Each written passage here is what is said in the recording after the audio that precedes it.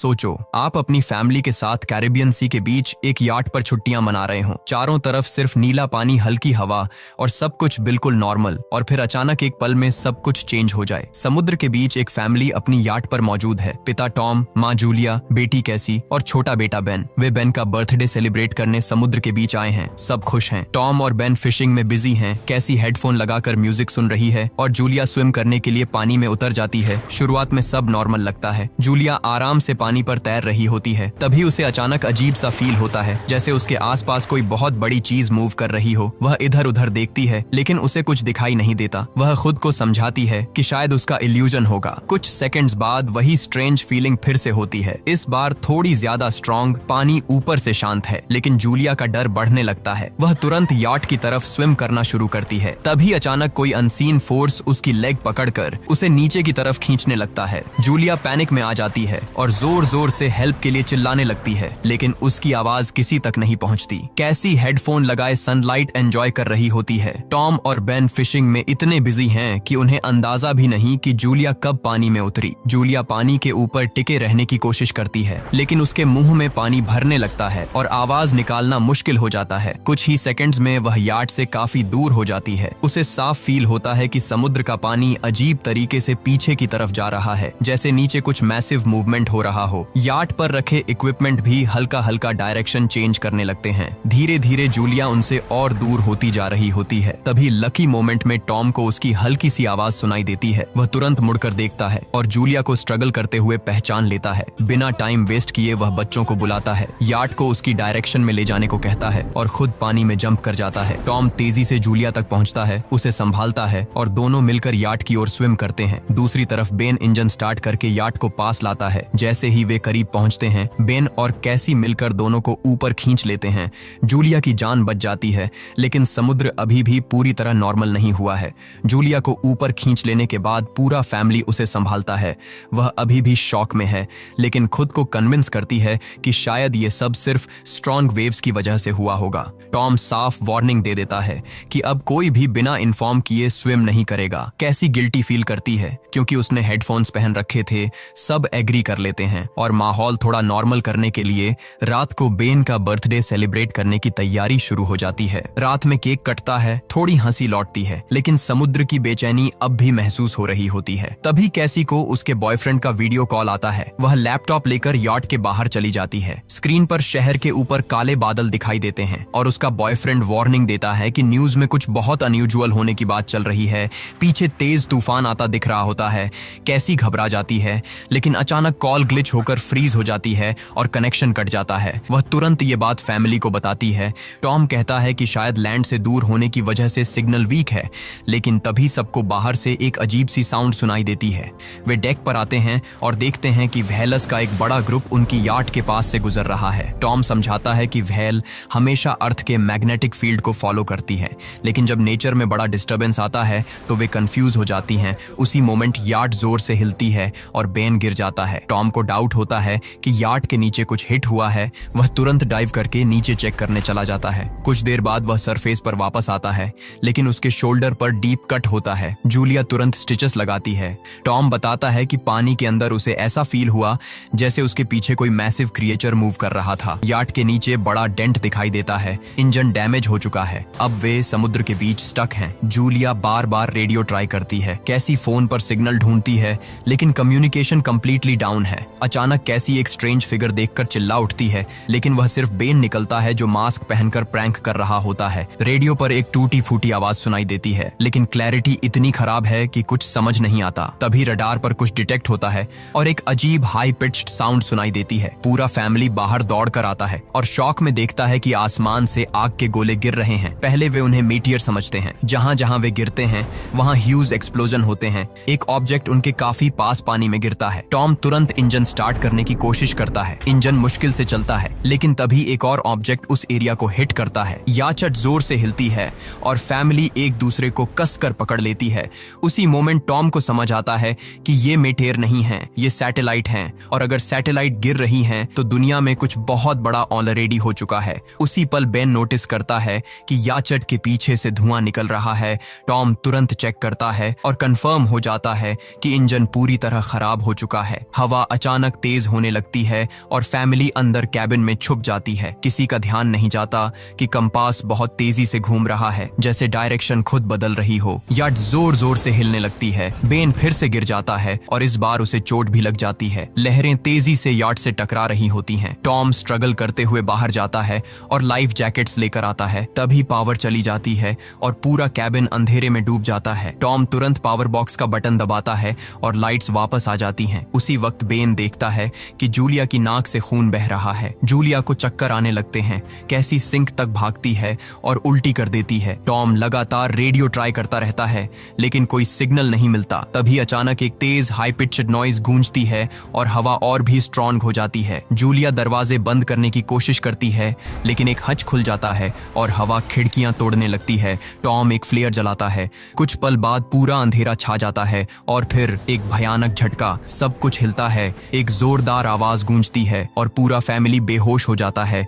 जब उन्हें होश आता है वे जिंदा हैं। उन्हें चोटें लगी हैं। याट में छोटे बड़े होलस हो चुके हैं लेकिन अंदर पानी नहीं आ रहा। सब शॉक में बाहर निकलते हैं और जो नजारा सामने होता है वह किसी नाइटमेयर से कम नहीं। समुद्र गायब हो चुका है। याट अब जमीन पर अटकी हुई है। चारों तरफ सूखी समुद्री जमीन, बिखरी मछलियां, गड्ढे और पहाड़ जैसे उभरे हुए हिस्से, जैसे वे किसी दूसरी दुनिया में आ गए हों। जहां कल रात तक पानी था वहां अब सूखी धरती फैली है। कैसी फोन पर सिग्नल चेक करती है लेकिन नेटवर्क पूरी तरह डाउन है। बेन दो मरे हुए केकड़ों को देखता है और समझ नहीं पाता कि ये क्या हो गया। टॉम कंपास निकालता है और देखता है कि वह उल्टा हो चुका है। नॉर्थ पोल और साउथ पोल की पोजीशन रिवर्स हो चुकी है। इसी वजह से समुद्र का सारा पानी दूसरी तरफ शिफ्ट हो गया है। टॉम समझाता है कि जहां पहले लोग जमीन पर रहते थे वहां अब समुद्र होगा और जो लोग वहां थे शायद बच नहीं पाए। ये सुनकर कैसी टूट जाती है। उसे यकीन हो जाता है कि उसका बॉयफ्रेंड अब इस दुनिया में नहीं रहा। वह कैबिन में खुद को बंद कर लेती है और अब उन्हें समझ आने लगता है कि जो कुछ हुआ है वह सिर्फ एक स्टॉर्म नहीं था, ये पूरी दुनिया के लेवल का चेंज था। कैसी अपने दर्द में टूट चुकी होती है। जब जूलिया उसे समझाने की कोशिश करती है तो वह उसे दूर कर देती है और अकेले छुपने चली जाती है। इधर जूलिया और टॉम बची हुई सप्लाईज चेक करते हैं। उनके पास लिमिटेड फूड और वाटर बचा है। बेन अपने बर्थडे बैलून को एक पत्थर से बांधकर हवा में छोड़ देता है, इस उम्मीद में कि शायद कोई सर्वाइवर उन्हें देख ले।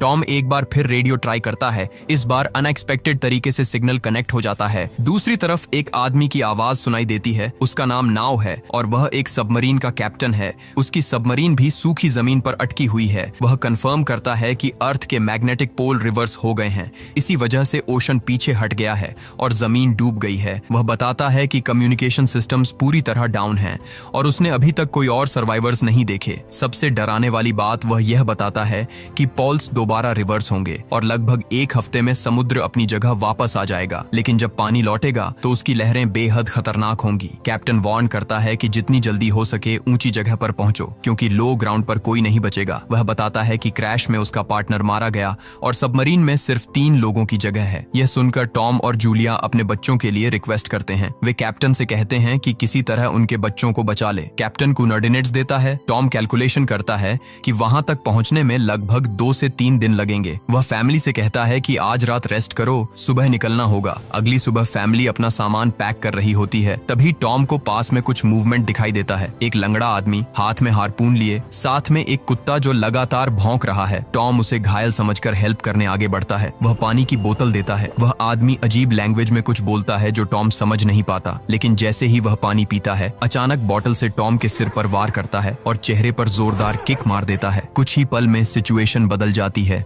जिसे टॉम हेल्प समझ रहा था वह असल में मौत लेकर आया था।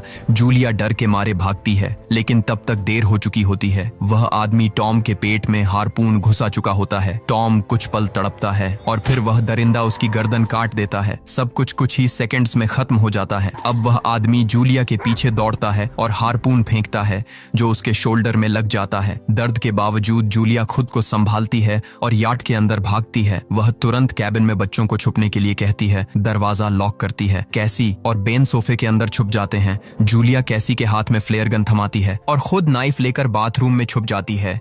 दरवाजे पर जोरदार धक्के पड़ते हैं। कुछ ही पल में वह आदमी अंदर घुस आता है। पहले वह खाना देखता है और भूखे जानवर की तरह खाने पर टूट पड़ता है। फिर पूरे याट में सर्च शुरू करता है। आखिर वह बाथरूम की तरफ बढ़ता है लेकिन जूलिया एक छोटे होल से बाहर निकल चुकी होती है।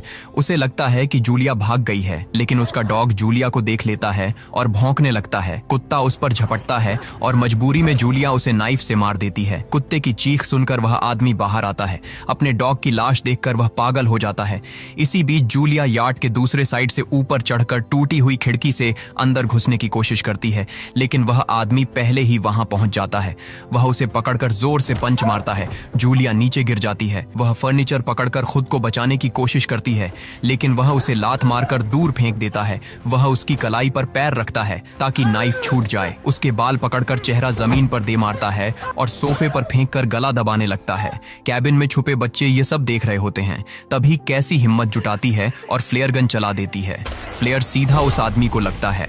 वह आग पकड़ लेता है और यार्ड में भी आग फैलने लगती है। बच्चों को मौका मिल जाता है। वे बाहर भागते हैं। जूलिया वापस आती है, उसे एक किक मारकर गिराती है, मैप और बैग उठाती है और बच्चों के साथ भाग जाती है। बाहर पहुंचकर बेन और कैसी अपने पिता की डेड बॉडी के पास गिर पड़ते हैं। तीनों रोते हैं। टॉम को आखिरी बार गले लगाते हैं, लेकिन खतरा अभी खत्म नहीं हुआ। वह जलता हुआ आदमी फिर यार्ड से बाहर निकल आता है। फैमिली दोबारा भागती है। कुछ ही पल बाद जलती हुई यार्ड एक बड़े ब्लास्ट के साथ उड़ जाती है। थोड़ी दूर जाकर वे एक छोटी सी जगह पर रुकते हैं। बेन खुद को ब्लेम करता है कि शायद बैलून की वजह से वह आदमी उनके पास आया। जूलिया उसे समझाती है कि इसमें उसकी कोई गलती नहीं, लेकिन तभी वह देखती है कि वह किलर अभी भी उनका पीछा कर रहा है। तीनों फिर भागते हैं। रास्ते में एक सूखे तालाब के पास बेन एक मरी हुई हैमरहेड शार्क देखकर रुक जाता है। चारों तरफ मरे हुए सी एनिमल्स और समुद्र के नीचे जमा प्लास्टिक फैला है। यह दुनिया अब पहचान में नहीं आती। भागते भागते वे जहरीले पानी वाले एरिया तक पहुंच जाते हैं। उन्हें वहीं से गुजरना पड़ता है। जहरीली जमीन पार करते करते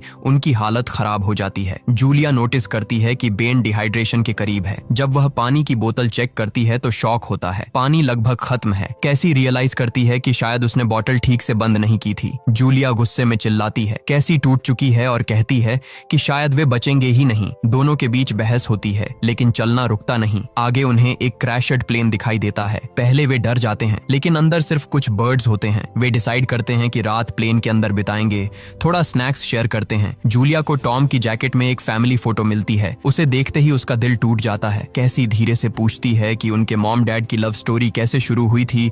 जूलिया हल्की सी मुस्कान के साथ बताती है कि टॉम कभी उसका पेशेंट था और एक दिन फूल और एक छोटी सी पोएम के साथ उसने अपने प्यार का इजहार किया था। प्लेन के अंदर अंधेरे में बैठे हुए तीनों को एहसास होता है कि उनकी पुरानी दुनिया खत्म हो चुकी है और असली सर्वाइवल अब शुरू हुआ है।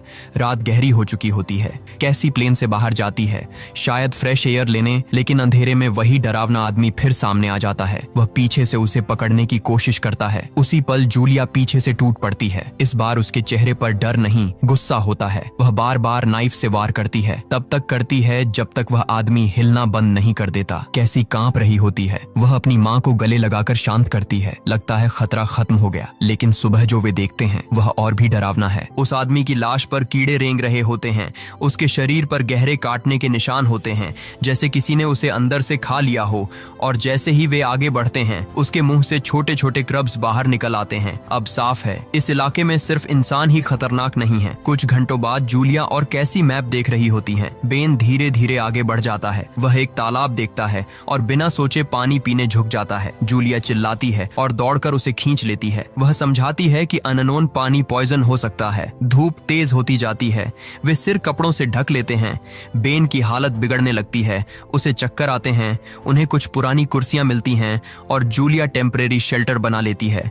वह बेन को इंजेक्शन देती है और तय करती है कि रात वहीं रुकेंगे। सुबह जूलिया को अजीब सी आवाज सुनाई देती है। बाहर झांकती है तो दूर से क्रब्स का एक विशाल झुंड उनकी तरफ बढ़ रहा होता है। वह तुरंत बच्चों को उठाती है और तीनों भागने लगते हैं। भागते भागते उन्हें एक बड़ा कार्गो शिप दिखाई देता है। वहाँ 3 क्रू मेंबर्स जिंदा होते हैं। एक महिला मदद करना चाहती है, लेकिन बाकी 2 आदमी मना कर देते हैं। वे कंटेनर बंद कर लेते हैं और फैमिली को बाहर छोड़ देते हैं। क्रैब्स करीब पहुंच चुके हैं। जूलिया बच्चों को कंटेनर के ऊपर चढ़ाती है।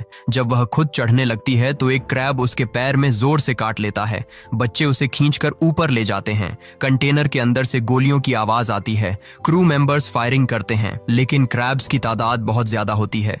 कुछ ही पलों में वे उन पर हावी हो जाते हैं। जूलिया स्कार्फ से अपना घाव बांधती है और बेहोश हो जाती है। जब होश आता है, चारों तरफ सैंडस्टॉर्म चल रहा होता है। कुछ पल के लिए उसे बच्चे दिखाई नहीं देते। वह पैनिक में एक मरी हुई औरत का वेपन उठाती है और चिल्लाती है। तभी कैसी लौटती है। वह बताती है कि वे हेल्प ढूंढने गए थे। बेन एक खुला कंटेनर ढूंढ लेता है जहां वे तूफान खत्म होने तक छुप सकते हैं। जूलिया टॉम का लाइटर निकालती है और अपने जख्म को जलाकर बंद करती है। दर्द असहनीय होता है लेकिन वह आवाज नहीं करती। तूफान के बाद उन्हें एक और कंटेनर मिलता है। उसके अंदर पानी की बॉटल्स, एक रेडियो और एक गन मिलती है। अब उनके पास सर्वाइवल का थोड़ा चांस है, लेकिन उन्हें जल्दी करना होगा क्योंकि जो खतरा जमीन पर रेंग रहा है वह अभी खत्म नहीं हुआ। जूलिया रेडियो के जरिए फिर से कैप्टन नाव से कांटेक्ट करती है और बताती है कि उनका मैप खो चुका है। नाव बताता है कि उन पर आर्ट्रोपोड्स ने हमला किया था।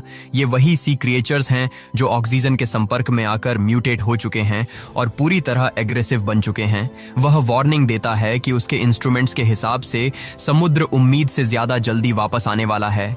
उनके पास सिर्फ कुछ घंटे बचे हैं। डायरेक्शन बताने के लिए नाव फ्लेयर शूट करता है।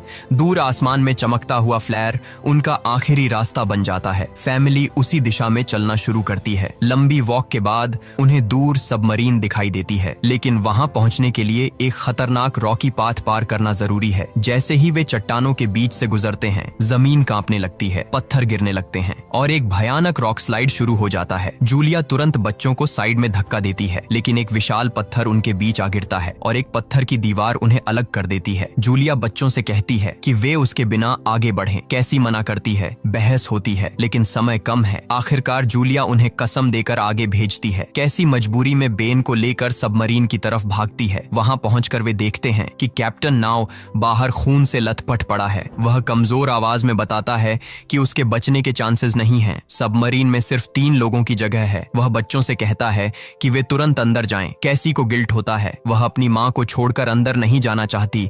वह वापस दौड़ती है। इधर जूलिया देखती है कि क्रब्स का विशाल झुंड उसकी तरफ बढ़ रहा है। वह गन उठाकर फायरिंग शुरू करती है। कई क्रब्स गिरते हैं, लेकिन उनकी तादाद बहुत ज्यादा है। उसी वक्त ऊपर से कैसी हाथ बढ़ाती है।